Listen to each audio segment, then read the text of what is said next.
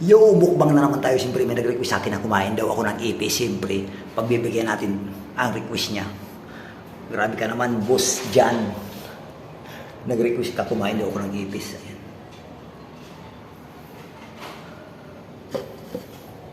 Ayan, ipis oh. Yummy. Siyempre, lang huli muna tayo ng marami. Grabe ka naman, hindi ka na naawa sa akin sa mga request mo. Kung mga bata dyan, huwag niyong gagayahin to. Sa mga siraulong tao lang to. Hindi tamang pag-iisip. Tinan mo. Nag-request dyan si Sir Jan. Jan, dyan ka lang. Panoorin mo, mumukbangin ko ng request mong ipis. Ayun, ang dami oh. Yan. Parang hindi naman ako tao sa pag-request mo. Grabe ka naman, Sir Jan. Siyempre, dahil sa pira, gagawin natin ang request natin. Request nyo para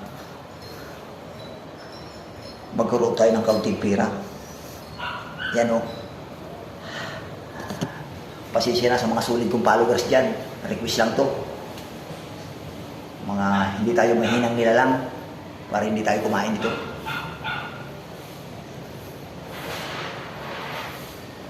Ginawa mo na akong Chinese nito sa request mo.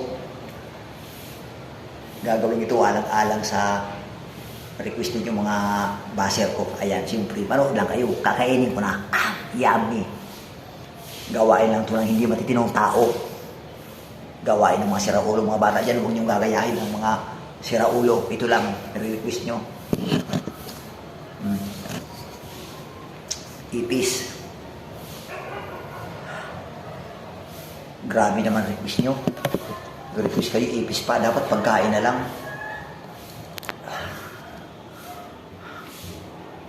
Ang palagay nyo sa akin, mahinang nilalang. Ayan o.